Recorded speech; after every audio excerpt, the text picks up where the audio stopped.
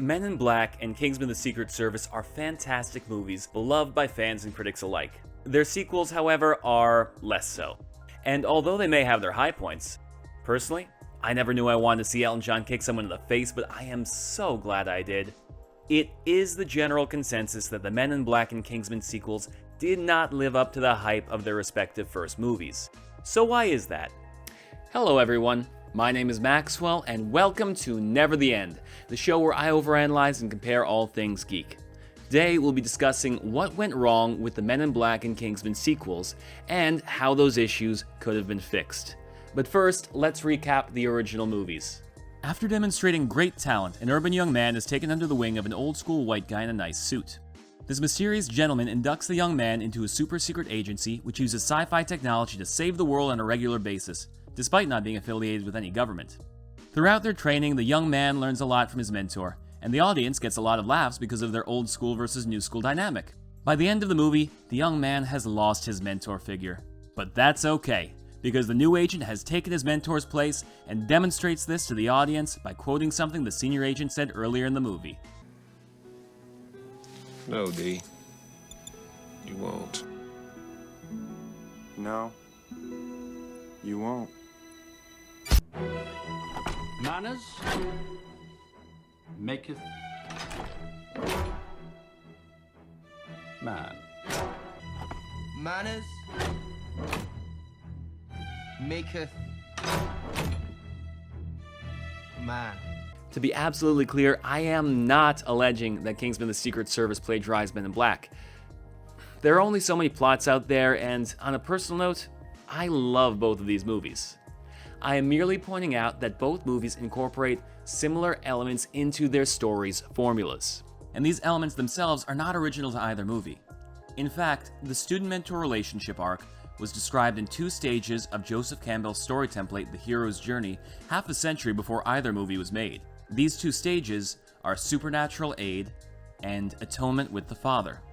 Supernatural Aid describes the point in the story where, after having accepted the call to adventure, the protagonist comes into the care of a protective mentor figure. This teacher then proceeds to initiate the young hero from their normal life into the realm of the fantastic. Joseph Campbell describes this figure as some wizard, hermit, shepherd, or smith who appears to supply the amulets and advice the hero will require. The higher mythologies develop this role into the great figure of the guide, the teacher. In this modern incarnation, the mentor figures are not quite wizards. However, Agent K and Galahad are super-secret agents whose training and access to sci-fi technology has given them abilities far beyond that of mortal men. Instead of magical amulets, these guides dispense their wisdom and advanced weaponry unto their apprentices so that they can develop into the heroes they must become. So while at first, the similarity may seem a little too close to be coincidence, in reality, Harry's no more a ripoff of Agent K than, say, Dumbledore is of Gandalf. These characters merely share the same function in their respective stories.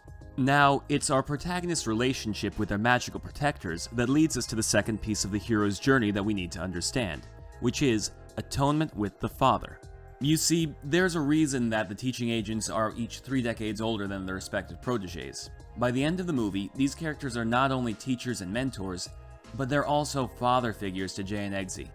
This is especially apparent in Kingsman, since the whole reason our two main characters meet is because Harry owes his life to Eggsy's dad who died saving him.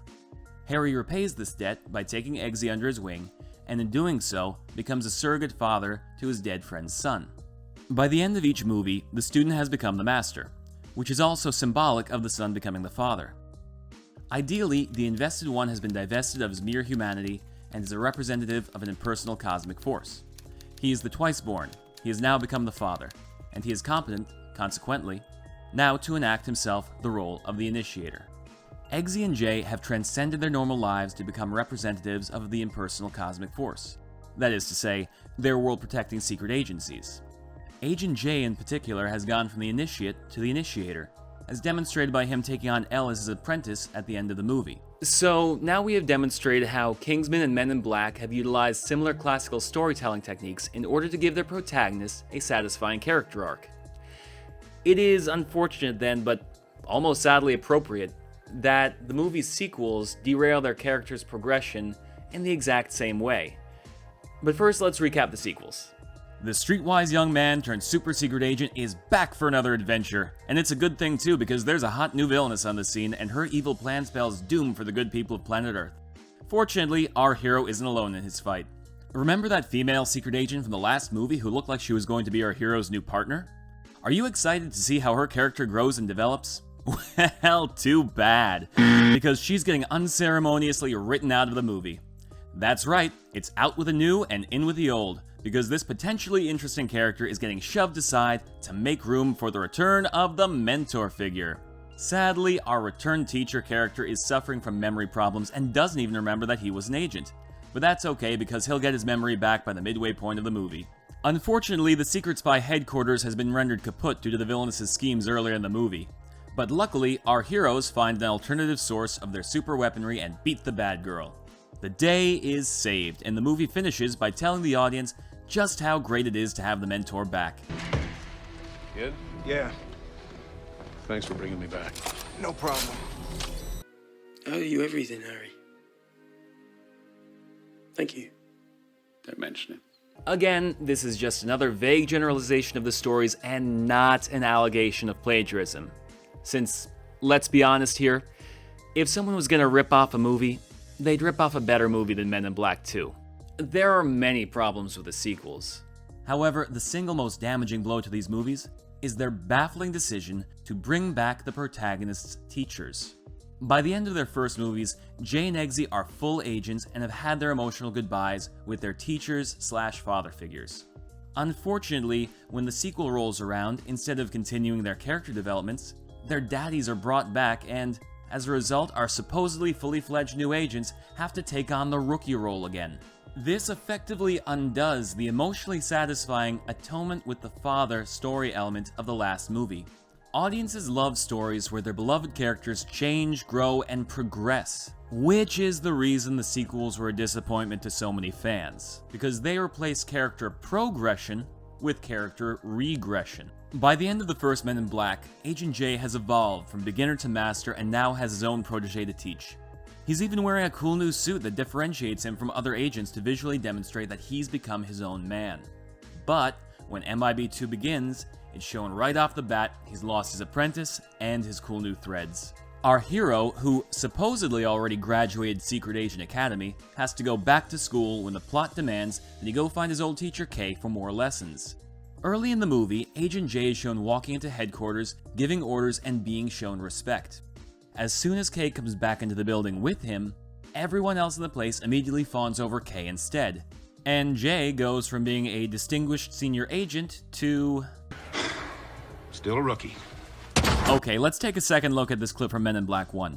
When the older Agent K takes his neuralizer, a baton-shaped device that flashes light by the way, and gives it to the young Agent J, he is literally and figuratively passing the torch to the next generation. But in MIB 2, Agent K takes the torch right back for the sake of bringing back their old character dynamic. The same issue hurts Eggsy's character in the Golden Circle when Harry is brought in to solve the mystery because Eggsy and Merlin can't cut it by themselves.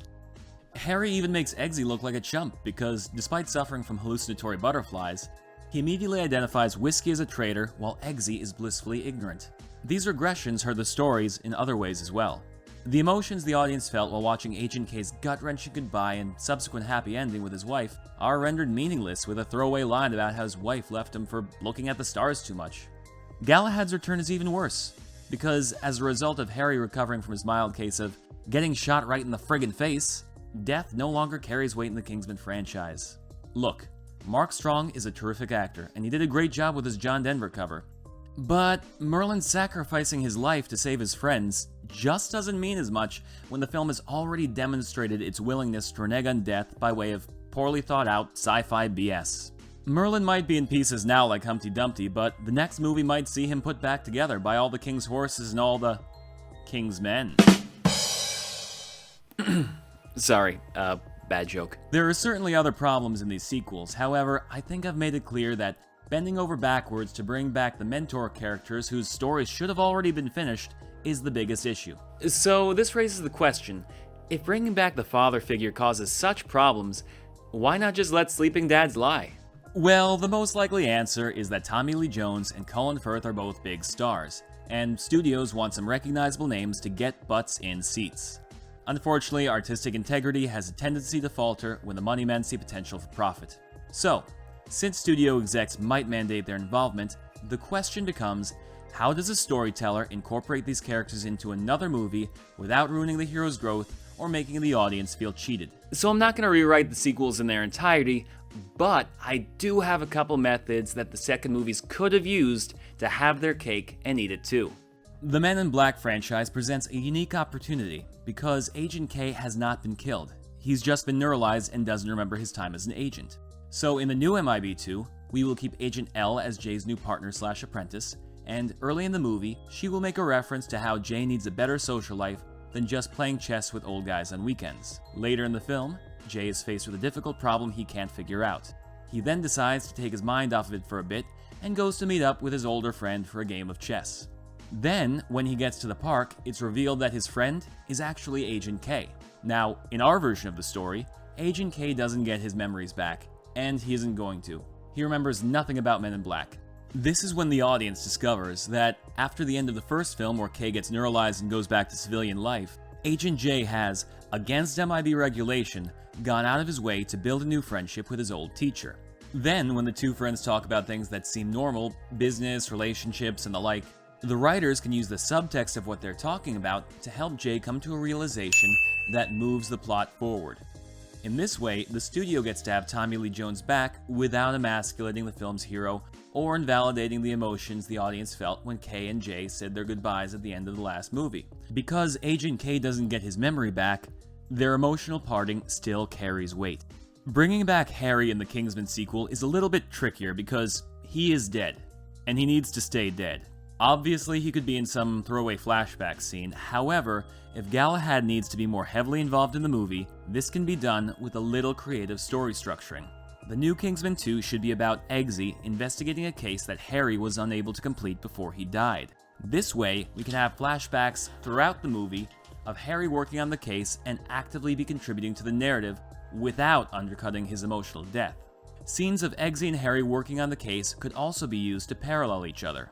The movie could show Eggsy and Harry encountering the same suspects or similar situations, and then demonstrate how their reactions to these people and situations differ, either because of their contrasting personalities or because of clues and information that Galahad left behind for Eggsy. This way, once the unsolved case has been completed, our hero can have the emotional closure of finishing work that was important to his mentor, and Eggsy gets to continue to grow as a character. So the only remaining question is, what do you think? Do you like my ideas better or worse than what we actually got? And what would you have done instead? Hey everybody, thank you so much for joining me today. If you've had a good time, don't forget to like, share, subscribe, and hit that bell for notifications. And remember, this is never the end. So I'll see you next time.